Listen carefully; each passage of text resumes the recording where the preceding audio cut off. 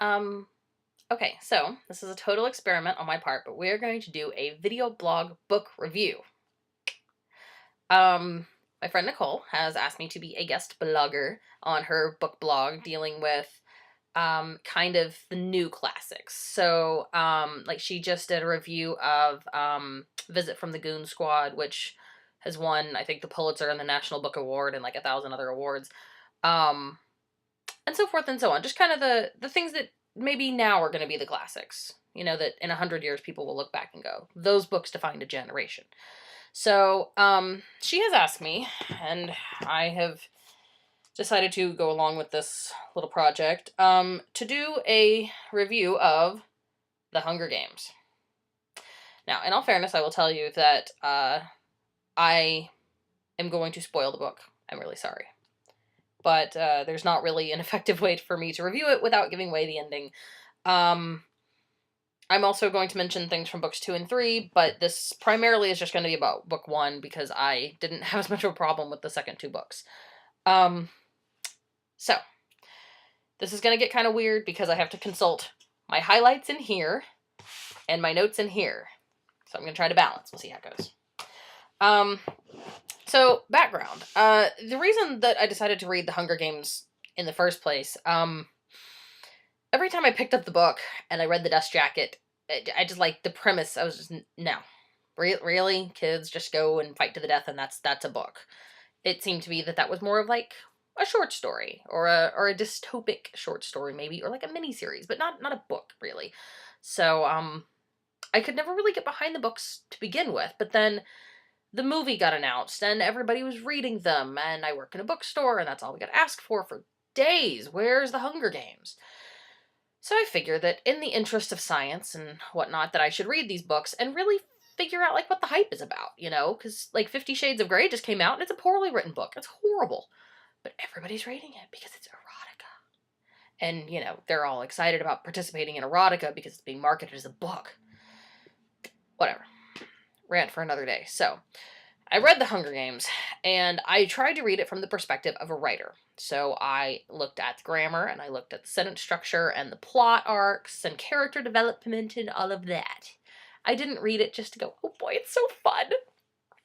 Because I figure I'm a writer, you know, and Nicole's a writer, and, you know, at some point I would like to write dystopia, so I should probably look at it from, like, a dystopia sort of view of writers. So anyway, a lot of my comments are going to have to do with that. Basically, my overall feel of this book was this. The second half of the book, wonderful. Like, it got a little predictable in the end. Like, you saw the whole Peeta, Gale, Cat triangle thing coming, and you saw the rebellion kind of starting earlier, and you knew that both of them were going to make it out of the arena alive, and they were going to be the only ones. Like, you never doubted this. From the beginning, you never doubted this. So in that sense, it was really predictable, and I was very upset about that. But that aside, the second half of the book was alright. You know, it was written much better, the characters developed better, Katniss stopped sounding like a bipolar teenager and had a more consistent voice the whole time, and second half, we were good. The first half of that book, if I had not been reading it for the purposes of writing this blog, I would have stopped reading it. Right up until they arrive in the arena, God, the writing was just so bad. Suzanne Collins, I really hope she used a ghostwriter on the first half of this book. There were pronouns. You had no idea who they were talking about. Like, it would say, he said, blah, blah, blah, in a room full of male characters. Or there were sentences that, like... There's a sentence, hang on, I've got to find my example, because I've got a great example of this. There is an example on page 61 of my ebook version, that this could have really just been written as one sentence, but it wasn't. Perhaps we might have, period, concealed them, period, if we've moved quickly, period. Why did that sentence need to be broken up into 3 sentences? Like, I could never figure out her writing style the whole time I was reading it. And And they're not even into the arena yet. So it's not like I need those like really quick sentences to like speed up the adrenaline of the movement or anything. Like they're still chilling in District 12, or maybe they're on the train or to the capital, but whatever. They're not in any real danger yet. So that, the writing, I couldn't even deal with it after a while. And it was all very predictable. Like the foreshadowing was too much. You knew in the beginning that Prim was going to get picked. You knew that Katniss was going to take her place because everything you knew about Katniss at that point screamed, she's going to save the day. And everything that she kept mentioning about Prim the whole time, about her odds are so low and she's just never going to get picked, screaming, she's going to get picked. And so, like, the predictability factor was huge. Like, I've got notes in this notebook. I took a note after, like, every single chapter. I wrote a little thing. And in all of them, I started making my predictions about what was going to happen based on the foreshadowing, and they were all, like, completely right.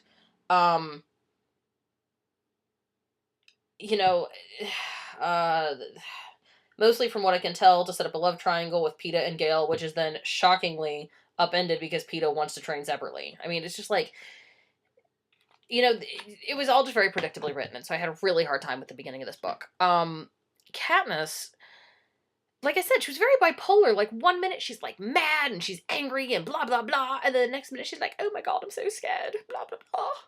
And it's like she would swing within a paragraph. Like, it was ridiculous almost. So, I couldn't really get behind her character. And this beginning part of that book, I know that you had to set it up. Like, I get that you had to set up the premise of this book.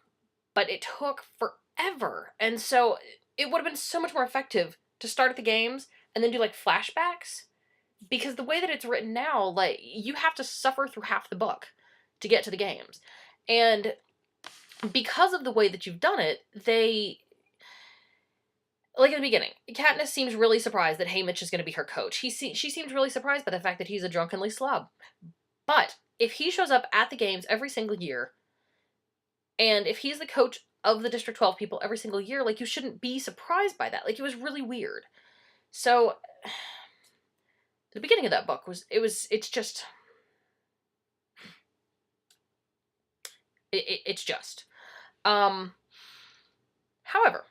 once they get to the arena, wonderful, wonderful. Like, you get all these inside thoughts from Katniss's head, and they all kind of make sense, and they're all, like, fluid.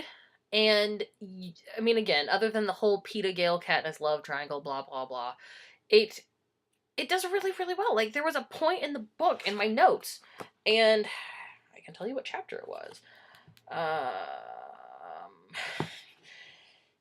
Like, there's, let's see, first thing I didn't see coming was on chapter 11, Peeta being part of the evil group. First thing I didn't see coming in the whole book. Chapter 13. This chapter was actually quite wonderful. This was the first time I've really feared for her, and the first time I've not been distracted by the writing. Chapter 13 out of 27. So halfway through the book.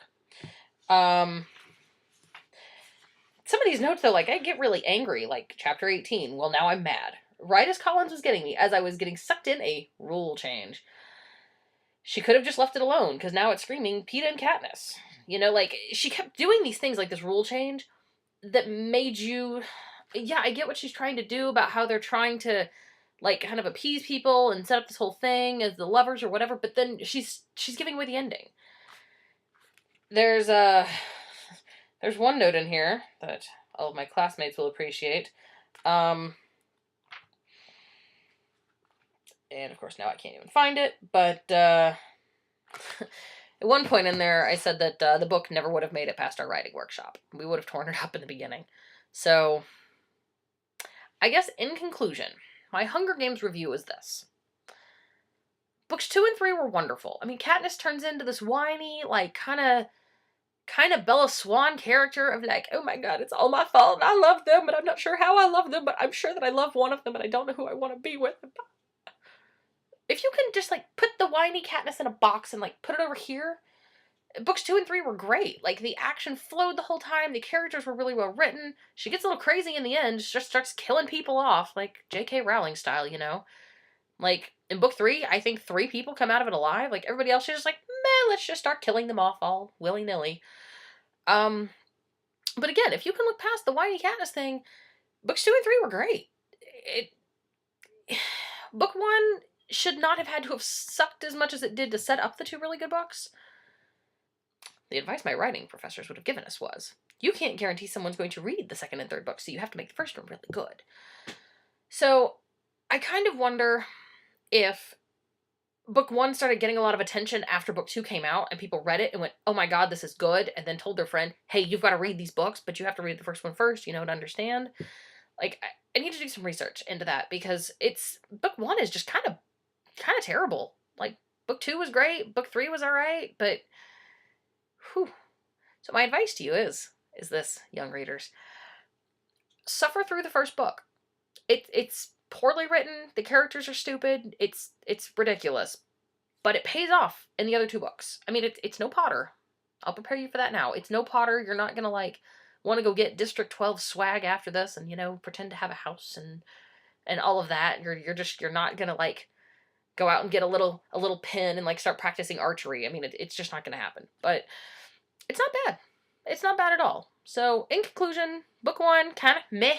On, like, a star rating, I'd give it maybe, like, a 3 out of 5. But that's kind of it. So, anyway, sorry this was not a more glowing review for those of you who are really big fans of the books, but I tried. I tried really hard. So, the end. Nicole, hope this is helpful. Yes. The end. So, yeah, I did.